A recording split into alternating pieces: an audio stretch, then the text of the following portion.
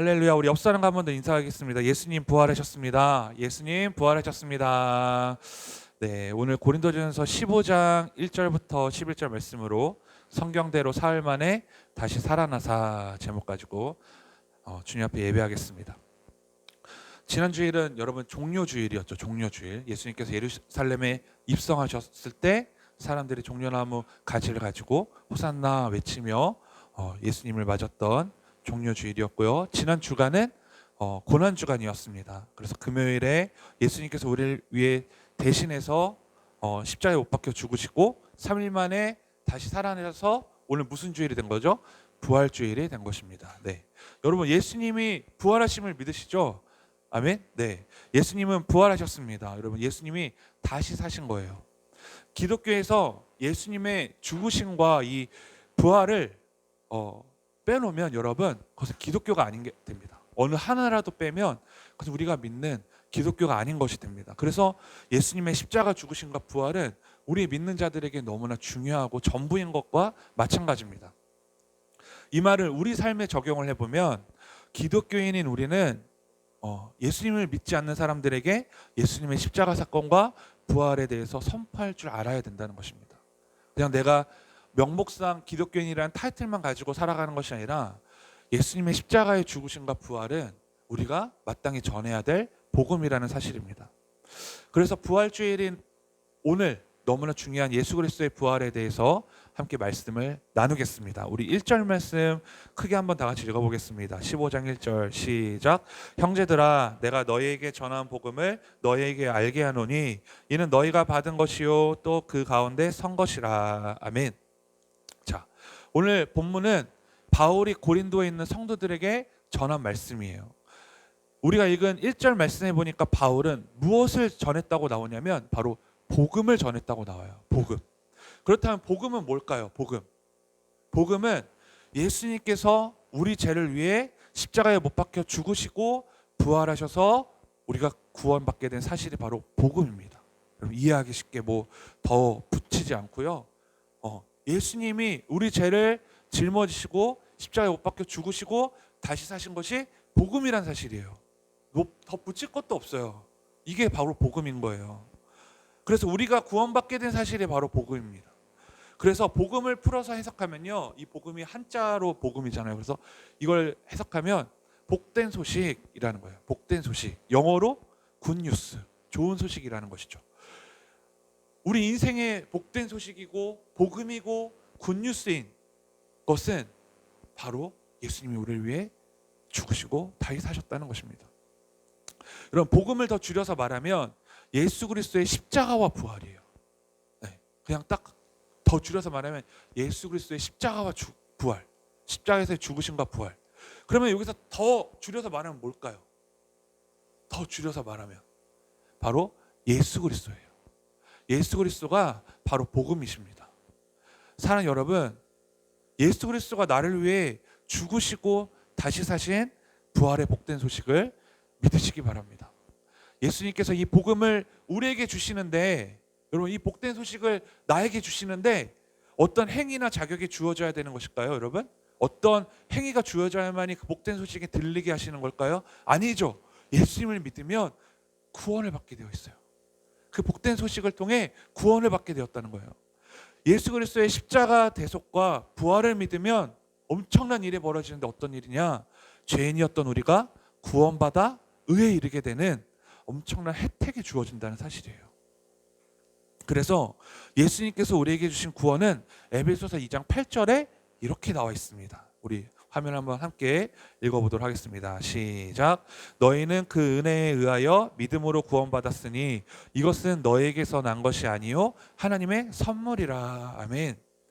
예수님의 죽으심과 부활을 통해 우리가 구원받을 수 있게 된 것은 온전히 우리에게 주어진 하나님의 선물이라고 에베소서 2장 8절에 나와 있습니다. 자, 그 선물을 우리가 다 받은 거예요. 자, 3절부터 4절. 본 말씀 3절부터 4절 제가 읽을게요. 내가 받은 것을 먼저 너에게 전하였노니 이는 성경대로 그리스도께서 우리 죄를 위하여 죽으시고 장사 지낸 바 되셨다가 성경대로 사흘 만에 다시 살아나사. 아멘. 예수 그리스도는 말씀대로 우리 죄를 위해 죽으시고 말씀대로 다시 살아나셨습니다. 예수님의 죽으심과 부활도 너무 중요하죠. 그런데 어떻게 죽으시고 어떻게 사셨냐, 이 굉장히 중요한데 성경에 뭐라고 기록되어 있어요? 말씀대로 죽으시고 말씀대로 다시 살아나셨다는 거예요. 예수님께서 행하신 모든 것은 하나님의 말씀을 이루시기 위함이었어요. 그래서 우리 죄를 위해 죽으신다는 말씀은 이사야 53장 5절부터 6절에 이미 예언되어 있어요. 자, 말씀대로 죽으셨다? 그럼 그 증거가 뭐냐? 이사야 53장 5절부터 6절이에요. 자, 한번 읽어볼게요. 자, 제가 읽겠습니다. 화면 보세요. 그가 찔림은 우리의 허물 때문이요 그가 상함은 우리의 죄악 때문이라. 그가 징계를 받음으로 우리가 평화를 누리고 그가 채찍에 맞음으로 우리는 나음을 받았도다. 우리가 다 양 같아서 그릇 행하여 각기 제 길로 갔거늘 여호와께서는 우리 모두의 죄악을 그에게 담당시키셨도다. 아멘. 자, 예수님이 오시기 전에 구약 성경인 이사야에 나타난 말씀이죠. 이 말씀을 보면 우리의 허물과 죄악으로 인해 징계와 채찍질과 죽음을 예수님이 당하실 것이 예언되어 있었어요. 예고되어 있었다는 거예요. 그래서 여러분, 아까 말씀드렸던 3절 말씀, 이는 성경대로 그리스도께서 우리 죄를 위하여 죽으시고, 이 말씀이 어디서 나타날 수 있어요? 구약 성경 53장, 자, 구약 성경 53장 5절부터 6절에 기록되어 있는 이 말씀인 것이죠. 또 이사야 7장 14절에 뭐라고 나왔나 한번 볼까요? 이사야 7장 14절. 자, 다 같이 읽어보겠습니다. 시작. 그러므로 주께서 친히 징조를 너에게 주실 것이라. 보라, 처녀가 잉타하여 아들을 낳을 것이요 이름을 임마누엘이라 하리라. 아멘. 자, 예수님이 태어나실 것이 구약 성경 이사야에 나타났다는 거예요. 그렇죠? 그렇다면 예수님이 태어나신 것도 무엇으로 태어나신 거예요? 말씀, 하나님의 말씀대로 태어나셨다는 거예요. 그래서 예수님은 성경대로 십자가에서 죽으시고 성경대로 사흘 만에 다시 부활하셔서 우리에게 의와 생명과 구원을 허락하셨다는 사실입니다. 여기서 중요한 것은 다시 한번 말하지만 하나님의 말씀대로라는 거예요. 예수님께서 하나님의 말씀에 전적으로 순종하셨습니다. 태어나는 것도 또 죽으시는 것도 부활하시는 것도 하나님의 말씀대로 이루어졌다는 사실이에요. 우리에게 중요한 것은, 여러분, 이 말씀을 통해 우리에게 중요한 것은 하나님 앞에, 하나님 말씀 앞에 순종해야 된다는 거예요. 우리의 지혜와 능력과 힘과 명예와 물질이 아무리 뛰어날지라도 그것들로 하나님의 뜻과 방법을 돌이킬 수 없습니다. 가장 여러분 행복하게 살고 싶지 않아요? 모든 사람들이 꿈꾸는 것이 행복한 삶이죠. 나는 저주받은 삶을 살고 싶다. 한번 손 들어보세요. 네, 없죠.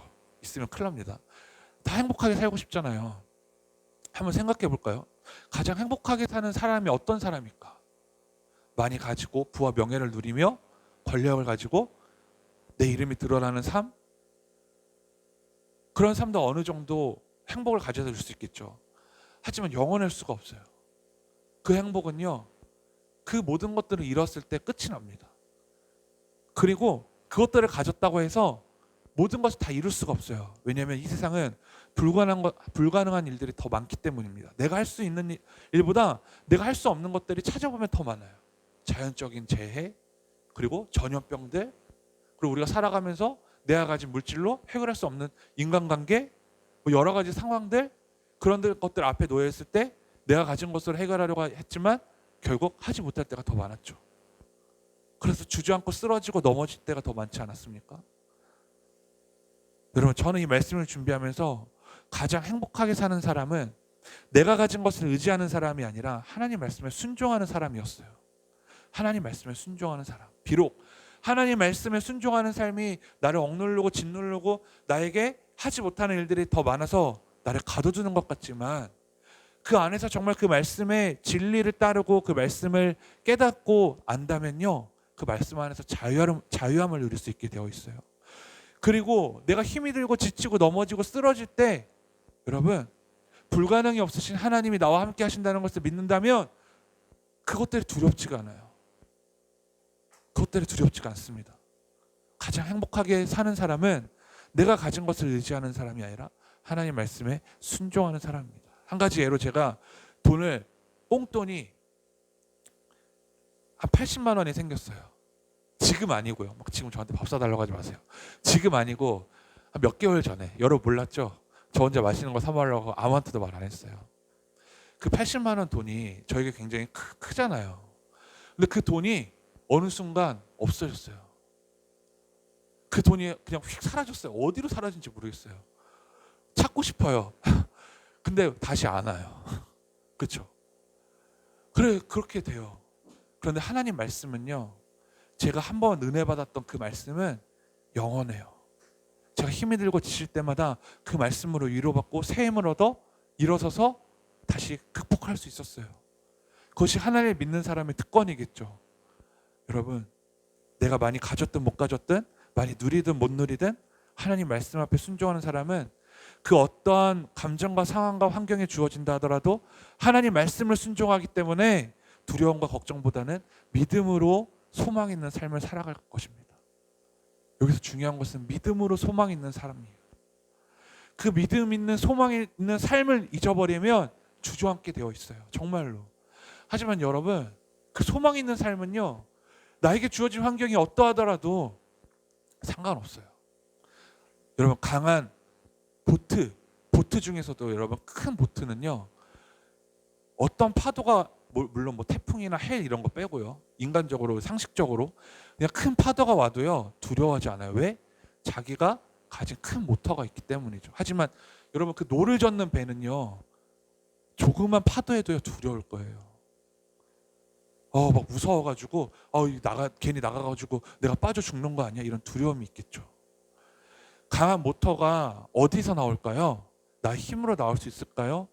나의 힘으로도 어느 정도 해결될 수 있겠지만 가장 중요한 것은 하나님의 말씀이라는 사실입니다. 하나님의 말씀을 가지고 사는 사람은 바다에 정말 엄청난 위력의 모터를 가진 사람과 같아요. 배를 봤을 때 저것이 과연 강한 모터를 가지고 있나 없나는 찾아볼 수 없지만 큰 파도가 왔을 때 비로소 드러나게 되겠죠. 소형 모터를 단 사람은 그 사람도 그냥 바깥에서 봤을 때는 몰라요. 똑같은 배에 다른 모터가 달려있는데 겉으로 볼 때는 몰라요. 언제 알 수 있어요? 큰 파도를 만났을 때, 급한 일이 생겼을 때, 어려움이 처했을 때, 그때 비로소 그것이 드러나는 것이죠. 그런 삶이 여러분과 저에게 하나님의 말씀으로부터 나타나기를 간절히 소망합니다. 이제 예수님께서 부활하신 후에 사람들에게 보이셨어요. 사람들에게 막 부활하신 다음에 보이셨단 말이에요. 5절부터 8절이에요.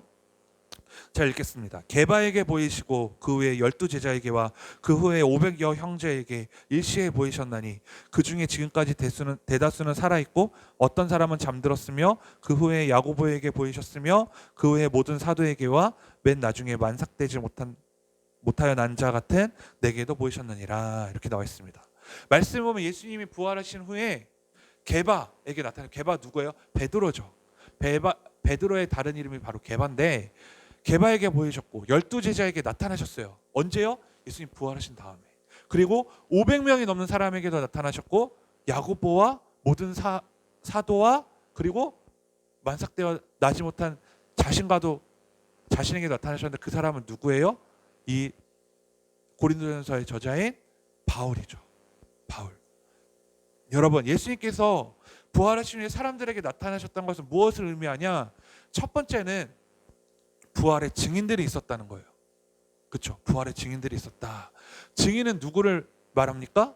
부활 후에 예수님을 본 사람들이 다 증인이었던 거예요. 그들은 예수님이 부활하셨던 사실의 참 증인이었어요. 자, 증인이 분명히 있었고요. 두 번째, 그 증인들의 증거로 지금까지 예수님의 부활이 전해지고 있다는 사실이에요. 그 증인들의 증거로 지금까지 예수님의 부활이 전해지고 있다. 증인들이 보고 있었던 것이 믿음이 되고 그 믿음이 이어져 내려서 예수님이 부활하셨다는 것에 대한 증인이 된 것이죠. 이 말씀을 통해서 예수 그리스도의 부활을 통해서 우리는 어떤 사람이 되어야 될까요? 바로 내가 예수님의 증인이 되어야 된다는 거예요. 내가 직접 예수님을 눈으로 직접 보고 그 음성을 귀로 듣진 않았지만 나는 하나님의 말씀을 통해서 예수 그리스도의 죽으심과 부활로 인해 구원을 확실하게 믿습니다. 지금 여러분, 예수님을 부활하실 때 눈으로 직접 본 사람 없잖아요. 게바도 없고 야고보도 없고 모든 사람이 그때 없잖아요. 내가 증인이 돼야죠. 나는 직접 눈으로 귀로 듣지 못했지만 이 말씀을 통해서 예수님을 믿게 되었고 구원받았다는 사실을 확신하기에 믿음으로 이제 내가 예수님의 부활의 증인이 되어야 된다는 사실입니다. 여러분, 우리가 그렇게 많은 사람들에게 복음을 전하며 증인의 역할을 할 때 사람들이 질문할 수 있어요. 당신이 예수님을 믿는다고? 그러면 당신이 전하는 그 복음 그리고 예수 그리스도에 대한 증거가 어디 있어? 나타나봐. 막 사람들이 비꼴 수 있어요. 오병이요 물고기 2마리와 보리떡 5개로 5,000명을 먹이셨다며 뭘 기도해서 그거 나타내봐. 안진뱅이를 고치셨다며 너는 왜 못 고쳐? 죽은 사람을 살렸다며 왜 못 살려? 라고 막 그렇게 말할 수 있어요. 하지만 모든 것은 다 하나님의 때와 방법이 있는 것이고 내가 기도할 뿐이지 그 모든 것들을 이루시는 분 누구예요? 하나님이시란 말이에요. 그런데 그렇게 질문할 때 우리가 어떻게 대답을 해야 될까요? 글쎄요, 저는 교회 목사님 전화번호 알려드릴게요 라고 말하실 건가요, 여러분? 아니면 나도 그냥 교회만 나가고 있어 라고 말하실 거예요. 아무도 안 웃는 거 보니까 아무도 안 찔리시나 봐요. 네? 자, 그 증거가 어디 있는 거예요? 첫 번째, 하나님의 말씀에 있는 거죠. 가장 정확한 증거가 뭐예요? 하나님의 말씀이라는 거예요. 이 성경에 예수님께서 하나님의 말씀대로 이 땅에 오시고 죽으시고 부활하셨다는 것이 증거죠. 두 번째, 내가 바로 그 증거예요. 내가 바로 그 증거. 내가 예수님을 믿고 구원의 확신이 있다면 내가 증인이 될 수 있는 거예요. 그래서 사도 바울이 이렇게 고백하지 않습니까? 오늘 본 말씀 9절부터 11절. 자, 나는 사도 중에 가장 작은 자라. 나는 하나님의 교회를 박해하였으므로 사도라 칭함받기를 감당하지 못할 자니라. 그러나 내가 나된 것은 하나님의 은혜로 된 것이니 내게 주신 그의 은혜가 헛되지 아니하여 내가 모든 사도보다 더 많이 수고하였으나 내가 한 것이 아니요 오직 나와 함께 하신 하나님의 은혜로다. 그러므로 나나 그들이나 이같이 전파함에 너희도 이같이 믿었느니라. 아멘. 사도 바울은 이전에 어떤 사람이었어요? 우리가 잘 아는 대로 교회를 핍박하고 믿는 사람들을 못 살게 굴고 막 저주하는 사람이었잖아요. 하지만 그가 이제는 복음을 증거하는 자가 되었어요. 여러분, 그 누구보다 목숨을 걸고 복음을 증거하는 자가 되었습니다. 그러자 11절에 나와 있는 것처럼 고린도 교인들이 바울이 전하는 복음을 그대로 믿기 시작했다는 거예요. 누가 증인이 된 거예요? 예수 그리스도의 바울이 증인이 된 것이죠. 사랑하는 여러분, 예수님은 말씀대로 이 땅에 오시고 죽으시고 다시 사셨어요. 모든 것이 하나님 말씀대로 이루어진 것이죠. 예수 그리스도의 죽으심과 부활로 인해 나는 구원받게 되는 선물을 받게 된 것입니다. 그 구원의 선물을 받은 우리는 지식으로만 아는 것이 아니라 삶으로 고백되어야 될 줄 믿습니다. 바울은 10절 말씀에 지금의 내가 된 것은 하나님의 은혜로 인해서 내가 더 열심히 복음을 전하며 말하였지만, 여러분 지금 바울이 말하는 거 뭐냐면 바울이 전도여행을 다니면서 얼마나 많은 복음을 증거하고 많은 사람들에게 예수 그리스도를 선포했습니까? 그렇죠? 그런데 자신이 그렇게 열심히 복음을 전하며 일했지만 하지만 그 일은 내가 한 것이 아니라 그것 또한 하나님의 은혜로 한 것이다 라고 고백합니다. 저는 진짜 바울의 이 고백을 보고서 정말 대단하다고 생각했어요. 정말 겸손하고 이 주체를 아는구나. 이 사람이 정말 어떻게 살아가야 되는지를 아는구나. 누구 때문에 자기가 이 자리에 있는 것을 확실히 아는구나 라는 사실을 깨닫게 되었습니다. 내가 한 거야. 내가 정말 열심히 했어. 내가 정말 핍박받으면서 얼마나 힘들었는데 라고 생각할 수 있지만, 바울은 내가 그렇게 목숨을 걸고 복음을 전하고 전도행하며 많은 사람들이 예수 그리스도를 선포했던 것은 내가 정말 할 수 없는 자였는데 하나님이 은혜를 주셔서 그 일을 감당할 수 있었습니다 라고 고백하는 거예요. 사랑하는 여러분, 내가 예수님을 위해 복음을 증거하며 부활의 기쁨과 감사함을 전하는 것조차 하나님의 은혜임을 여러분 믿으시기 바랍니다. 예수님은 우리를 죄를 짊어지시고 십자가의 모든 고통과 죽음까지 당하셨습니다. 그리고 부활하셨습니다. 그 부활이 있기에 우리는 예수님을 믿는 것이 헛되지 않음이 증거되는 것이고, 그 부활이 있기에 내가 천국의 소망을 가지고 살 수 있게 된 것입니다. 고난주간 부활주일에만 예수님의 죽으심과 부활을 기억하고 찬양하는 것이 아니라 매 삶 속에서 예수님의 죽으심과 부활의 신앙이 나타나야 됩니다. 말씀대로 모든 것에 순종하신 예수님을 바라보며 우리도 말씀대로 내 삶이 인도되어질 수 있도록 기도하는 우리 드림교회 모든 성도님들과 제가 되기를 소망합니다. 우리 함께 기도하겠습니다.